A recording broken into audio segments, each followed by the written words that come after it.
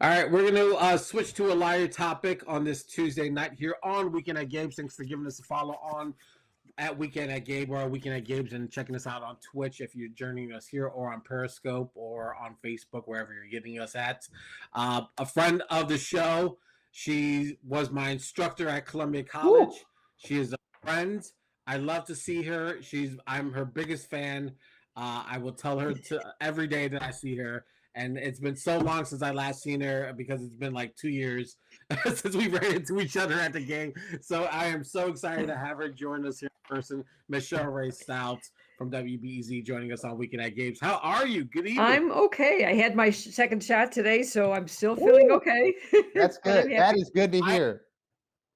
I am so excited and glad for you, but I'm also scared because I myself on the 21st, I'm scheduled to have my second dose, and I've heard nothing but bad things about the second Gabe, dose. Let me be the first to say that my grandmother and my girl both have had that second shot, and if the 93-year-old woman can do it, you can do it too, Gabe.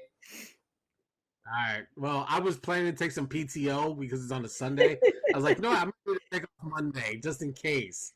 But if I can muster through it, that'd be great. But I'm so happy to hear that, show. That's great Well, news. the one thing about not going to games right now, I could do everything from home. I mean, so I could Zoom, and if I look, if I'm going to throw up or if I'm going to pass out, I'm at home. Is that something that happens to you often? Is it? That never does. And which player is the one that makes you throw up? Because for me, it's Denzel Valentine. Nah, I like Denzel. I like Denzel. Denzel's not great, but he's quite quotable. So that's why I like it. Fair enough. You have to have those type of players that are willing to talk no matter what. And he does. He doesn't shy away from it. He's just, he's just a guy on the bench. Say no more. Say no more, Cheryl. There's so much into that comment. But we're so glad you joined me. Cheryl just actually jumped off the phone or the video conferencing with the Schaumburg Library, Public Library, where they interviewed for an hour. I did not get a chance to see it as I promised. My apologies. Hopefully they recorded and they're able to reshare I think they do. Yeah, it was fun. It's like rehashing stuff, and then I'm trying to remember everything. I'm like, you know what? When you try to squeeze it's 40 years into an hour, you're like, okay, do I remember this right?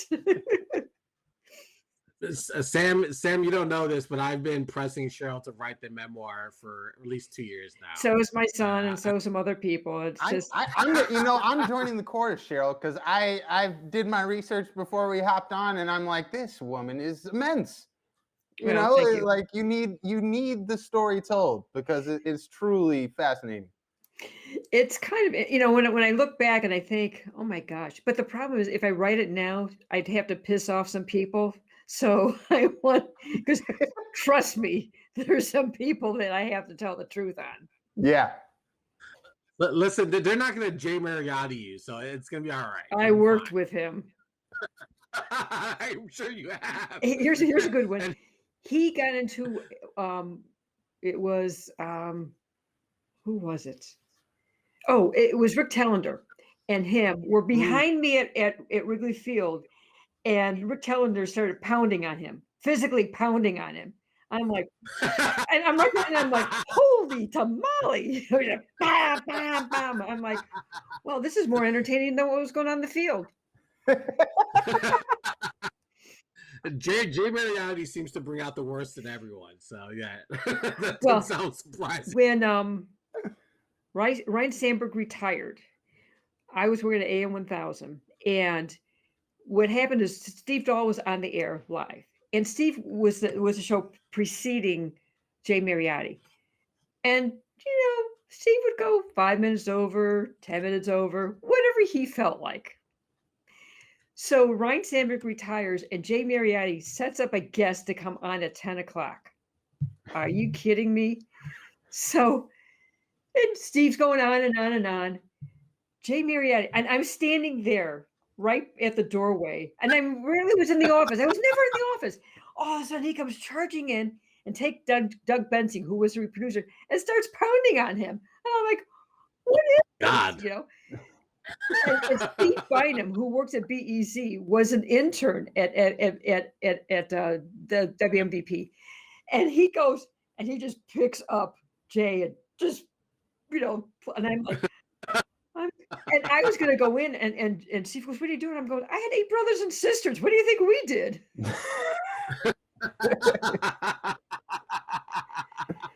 So yeah, I've seen a lot of interesting things with Jay Mariotti, and it's not just what he wrote. Got to go into the memoir. You got to be like Obama, making a 2-volume set. Phenomenal. It never ends. I mean, it's I think about some of the stuff. I'm going, like there was a cartoon where a guy who always has head in the, like Forrest Gump almost. I feel like I was Forrest Gump. You're just always in the right place at the right time. There's like so many moments throughout your career where you're just at the right moment at the right time, which is fantastic, and we're all better for it. Thank you. Well, we had I wanted you to jump on a little bit. The NBA is at the halfway point, and our Bulls are to our surprise, are very good and competitive. But I wanted to first start off with the news yesterday that broke that Mayor Lightfoot is going to allow the baseball stadiums in Chicago to open up with 20% capacity, which I am ecstatic about. I know I got a little backlash from some people. I think we're all excited to be back at stadiums. We're less ecstatic about Lori's little cutesy little video. I have some opinions about that. Personally, because I was at the ballpark last year, media was allowed to go. I liked not having fans. I didn't have any traffic. I didn't have people. I didn't have to see anybody drunk, except maybe somebody from the media. But no, it was kind of like we were having our own private baseball game. It was weird, but they're going to have fans back. The White Sox are going to have pods of 1 to 6 people. You won't be buying from vendors. You're going to have to go. They're going to be packaged meals right now. But this is the way they have to start it. I just talked to somebody from the White Sox a couple hours ago, and tomorrow they're going to allow the season ticket holders to get first dibs on the games, which makes sense. And then once they sell them, then they'll sell to the public. But I think this is the first step. And if things improve, then they'll probably expand more. But right now it'll be 88,000 in each stadium. The Cubs are going to have where you can actually go online and register for a chance to get the tickets, to buy the tickets. And from what I understand, there's not going to be a price increase, is for what I understood. So that's a good thing. Yeah, I think that would be like just absolutely destroy the fans if we had to pay more this year after the year we just had. That would be devastating and just bad PR. I'm excited. I've actually am looking into investing some of Uncle Joe's stimmy into a White Sox season ticket. They're going to be exciting. I mean, don't look at spring training. I talked to Michael Kopech today on the Zoom, and he's going to be in the bullpen this year. So don't get I got some messages. Oh, what's going on with Mike? I said, no. He didn't play last year. He had the Tommy John the year before. Yep. And the other thing is they have starters right now. And so they did this with Chris Sale. They did it with Mark Burley. They started in the bullpen. So it's okay. They had him and Garrett Crochet come out of the bullpen today, 98 miles an hour for each of them. So you got a lefty and you got a righty.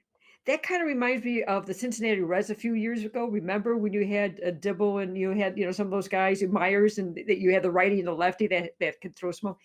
So righty Myers. Yeah. So you have this nice tandem with them. So there's a lot of things that are very, very good. What I didn't like that I saw yesterday, and I hope this doesn't happen again, is Eloy Jimenez and Luis Robert colliding again in left field. Oh, gotta communicate. Well, the thing is Luis Robert knows that Eloy still isn't very good at what he does. I mean, he may be better, but I think Luis is going, I gotta take it. Well, that's got to be remedied. So it sounds very familiar to the Bad News Bears. With what's his name? I should notice the one who he was just patrolling everywhere in the field. And all the kids got upset at him because he was shagging all the fly balls. Yeah, I mean, but that aside, their starting rotations could be very good. I mean, you Oh watch Lance Lynn today. He walked a lot of guys, but don't worry about that because he was working on another pitch. This is where you try to work on things. Yeah. They, Lucas Giolito, he pitched yesterday. He looked very, very good. He looks like he could, start the season right now. They're going 3 innings, so we'll see. But a lot of things, and Dylan Cease, from what I understood, when we see him pitch, they're really working on him to control the area, to control the zone, so he doesn't walk many people. So that's really good for him. The big, everyone talks about Ricky Renteria departure. I think the biggest departure was Don Cooper. Don Cooper leaving because I firmly believe, this is my belief, it's a theory of mine, that a lot of the moves that Ricky Renteria made was told by Don Cooper to make, especially in that last game. I truly believe that. So, and I think Ethan Katz, who was the high school coach of Lucas Giolito, he's already been, and he was with San Francisco Giants last year. He's already working with these young pitchers, and I think we're going to see some really good development of the young guys. I really do. So, Cheryl, I'm going to put you on the hot seat. Is this the year for our Chicago White Sox? I think it could be. Ooh. I think it could be. I can't say definitely because when you had the short season last year, my curiosity is what type of physical shape could there be some issues with some of the guys, what physically. The other thing is the numbers last year are kind of odd. Are these young pitchers, some of these young guys, Hoyer and a couple of these other guys, will they be different this year because now there's a book on them? So I want to see that. I also want to make sure that their backup catcher can be spot on because losing James McCann was and they had to be, they weren't going to give him the money. They couldn't give him the money. I understand. Yeah, I didn't like that though. I know. You know what? I spent a lot of time with him, and last year, of course, we didn't. But I spent a lot of time when he was here, and his work ethic was really something else. And what was really interesting is you go in the locker room, and James would say, "Do you need anything from me?" That doesn't happen with a lot of players. And I talked to the pitcher. I said, "What was he like?" And I got a lot of information about how James worked, and then I talked to him, and then I watched him. And what was interesting is I was on an elevator. This was not last year, the year before, with Carlton Fisk. I said, "Carlton, what do you think of James McCann?" He goes, "I think he's terrific." I said, "Have you met him yet?" He goes, "No, I haven't." I go, "I think he wants to meet you, because he would love to hear that from you." And when I told James McCann that, he was like a kid in a candy store. He was so, "Carlton Fisk said that about me?" I go, "Yeah, make the effort to meet him because he likes you and he wants you to, so that's going to be missed." But Jonathan Lucroy, when we talked to him the other day, I think he's going to get the job, and he should get the job because you need to have a veteran there. They've got these young catchers, Zach Collins. I think he'll probably be on like the taxi squad type of thing because they're going to have their South Bend and King, Schaumburg will be the place like the Cubs and White Sox will have those areas because minor leagues won't be starting till May. So you got to have those areas. So I think what's going to happen is I think Lucroy, who was talking specifically about Dylan Cease, says, "Look, we got to get him, like I mentioned, to get in the zone for his pitches." So I think they're going to lean towards him. I'm excited for this year. I can't even begin to express how. And Cheryl knows I'm a huge Sox fan, so this is utopia for me right now. I mean, the thing is, I know Tony La Russa. I mean, I was his radio producer when he did a show on NMAQ radio, his first go around. So I've known him a long time. And is he, he had a few bumps in the road the last few years, but it was interesting because when they hired, everyone was going crazy, and I can understand. I totally understand that. But I did know him, and I do know one thing about him. He is a player's manager. He will fight to the death for these guys. I'm not kidding you because I've actually seen him fight to the death for players. And I texted Tim Anderson, and I said, "Tim, listen to him. I do know him. Talk to him, and you're going to find out that he'll be all for you. Don't worry about what you've heard or seen." And Tim, he's been all in on him. So, yeah. Yeah, absolutely. All right, let's switch over to the hard court. Our Chicago are sitting in the 9th seed here at the break, but things are starting to look really good and really up. The new management, new head coach, the players have some life in them. They don't want to beat up the coach this year. That's always a good sign. Well, the coach doesn't look like Humpty Dumpty this year, so that's a little bit of a market improvement, I think. Well, I won't go in that direction because I did like Jim Boylan personally. So he just wasn't the right coach at that time. That's for sure. But Billy Donovan has got these guys. They buy into him really well, and his press conferences are really interesting because you listen to him and he'll say things like they played really well, but they could do better, and he doesn't bash them. He just says it in such a way where you can understand how he says it, and the players are buying into it. He calls times out fast if things aren't going well. A couple minutes into the game, and he's seeing a couple, like 2 or 3 turnovers. Boom, timeout. He teaches them. Yeah. Now so he's had to reconstruct them, what they do, and what Zach LaVine is done this year is great. And the thing is, Zach LaVine's learned, like Michael had to learn when Michael first was with the Bulls. You can't do it all yourself.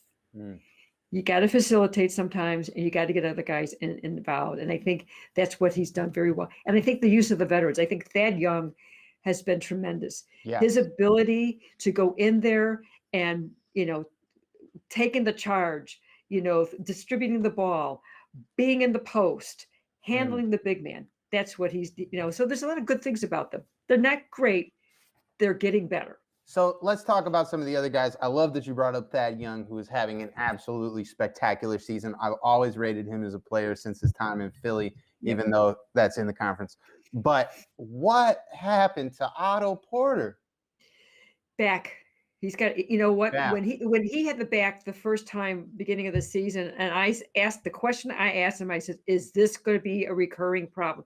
You can't tell me playing a game with a bad back at the beginning of the season, it doesn't get better. There's nothing you can do. It doesn't get better. So the other thing, he won't be with the team next year. They'll have that, several $1 million off the books. So they'll have some money to do something. And it's a shame because I think when Porter is healthy, he does everything well. Yeah. No, I think that's true. And a lot of fans don't see that on TV, and that's why I appreciate the backroom insight on the back, as it were, because a back injury is something you can't see. I mean, even watching The Last Dance with Scotty in the last game. I'll never forget that. Yeah. It's just like you can't do anything. You slip a disc and that's it for the season. Yeah. And you know what? Unless you have surgery, I can't see him playing much this year at all. Another Bull who's had a really great season, but also been plagued by injuries, Lauri Markkanen. He's also been having just really showing out, but obviously hasn't been on the court as much this year. Well, what's the timeline on his return? He was on the court. We'll find out more tomorrow when they actually have their first practices. But for what I understand, he's been on the bike and stuff like that because with the shoulder he can do things. He's been running. He should be back. The problem was COVID really it hampered this team. People may not remember is that you had players that tested for COVID. Then you had the contact tracing. So he missed time for that. I mean, Thomas Adoransky had it. Plus, so there's been time missed with that. And then it was a freak injury. It happened in a game. His shoulder got hit. But he was having a career year. Yeah. It's going to be interesting to see how it meshes together with the way the team has been playing, so, and you know what, Lauri Markkanen is really one of those, he's a really cool dude. If you get time to spend with him, you'd really like him. I ran into him one time during the summer down at UC and he was hysterical. I go, what are you doing? He goes, I'm enjoying, Chicago summer. I'm like, are you kidding me?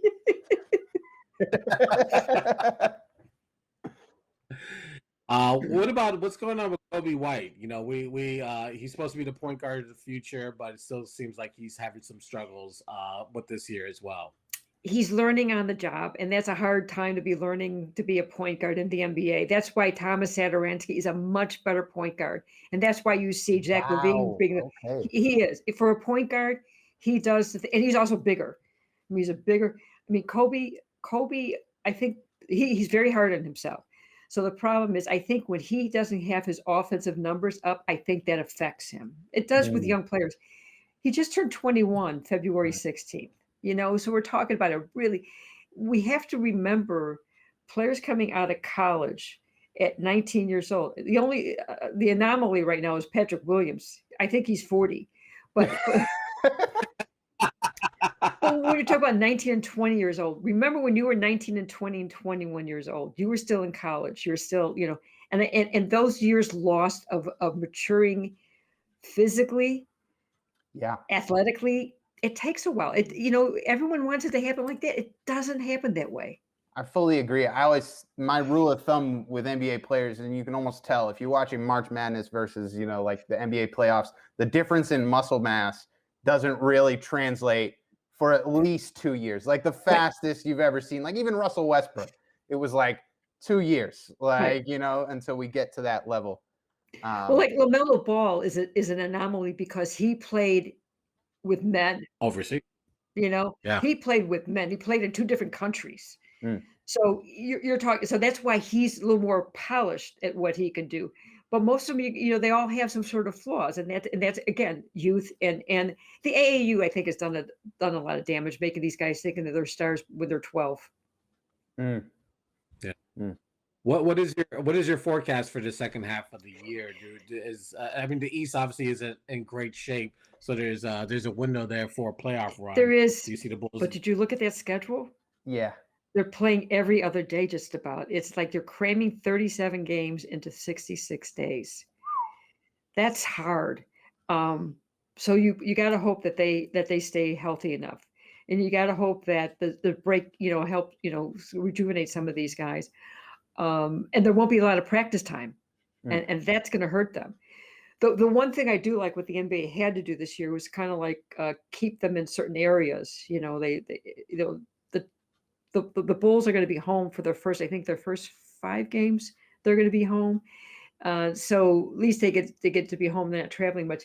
But that's the other thing that worries me is their schedule and the demands that's going to make on them, because and if you get any COVID positive tests where you have to have a delay a game, not even your guys, but the other team, if you have to delay a game, then you have to add those games on at the end. I don't know. Yeah. I think that's my concerns. Cheryl, I'm curious, real quick, Gabe, how you feel about advanced stats, because you've been around the game along. There's a lot of Twitter discourse right now as far as like expected rebounds, all of these different advanced stats that are popping up. How do you feel about that versus some of the old school stuff? Where do you stand on that issue? It's like in baseball when they talk about exit velocity and launch angle and stuff like that. That's just BS. It's the problem with that. That's good for numbers nerds. That's fine. Everyone could love that. But the problem is you cannot fill players' minds with this. Yeah. Again, you got a young team. You got to keep some things simple. And you could add on. But when you start adding all these different types of stats, who really cares about the stats? The Athletic does, and people, right? People on Twitter. Yeah, that's really it. I mean, ask a player, and they don't care about that. Yeah. Coaches kind of they care a little bit, but they don't care as much as other people do. I like what you say about not cluttering people's minds. My biggest issue with advanced stats, while I do feel like I feel sort of like the coach's perspective on that. I like to glance at it. It's not totality for me. But the way I feel about it is that, there's still a game to be played at the end of the day. You can't clutter the player's mind. So I like that you said that for sure. Yeah, I mean that's something that it happened every time, every year, every decade, whatever. But I see it even more so as I've mentioned a couple of times now. It's the youth that you're dealing with right now, And you're talking about guys that, they're living on their own for the first time really in their lives because they only were in college for a year. Really. Yeah. They have to learn, oh, you got to get to the stadium. I mean, it sounds benign, but they're also stuck at home with COVID. They're not allowed to go anywhere. They're not allowed to have a bunch of people at their houses. They can't hang out with their friends. So they're alone. And I know that there's some depression going on with some of these guys too. Yeah. So there's a lot of things going, and we're all dealing with it. But I think, but I'm looking at their lives and how difficult it is that all you can do is go home and to the stadium. Yeah. Go home, go to the airport. That's it. Yeah. All right. Before we let you go, Cheryl, what are your thoughts about this year's All-Star game? I know there's a lot of feedback and that they shouldn't have done it. And even though it wasn't the NBA's fault, they were directly attached to all the super spreader events in Atlanta. It kind of felt like this would have just been one of those moments to let the players rest, use the weekend, still announce the All-Stars, give them, their just due, but just cancel the All-Star game. It kind of felt like it was forced. The fun and excitement wasn't there. I just really wish they would have postponed it or at least not done it at all. I agree with you, especially because as I mentioned, all the other things. What they should have done is have all these guys go into some sort of therapy for a week. I mean, they could have used the time. They went to the arena. They didn't have any practices for this arena. We were talking to Zach Levine when he was in his hotel room before the game. He didn't leave. His fiance was there. His mom and dad were there. Right. That's it. But I mean, there was no mingling. They played on the court. I mean, it was just about the money. They just wanted the money. That's all they wanted from it, and that's what they got. And it's unfortunate. But I was glad that Zach Levine got to go as an All-Star. I was really glad that he finally got that nod because it really does a lot for the team and the organization. And the one thing is unfortunate, Michael Jordan, I'll never forget Michael Jordan, when he went to an All-Star game, he took a rookie named Charles Oakley. That was his second year. And he goes to Charles, says, I want you to come with me because I want you to be an All-Star in your future. And that's huge, but you couldn't do that this year. Yeah. Well, hopefully we are nearing the end of this nightmare. So anyone listening, please mask up so we can get through this. But thank you, Cheryl, for joining us and staying up late with us. We appreciate it. Let us know if you need anything, and we'd love to have you back once the season starts for baseball. No problem. Anytime, guys. Nice to see you. Same here. Cheryl Raye Stout from WBEZ joining us on Weekend at Gabe's tonight. Yeah, I'm excited for baseball this year, man. I mean, I was excited last year, but this year especially, it's going to be fantastic.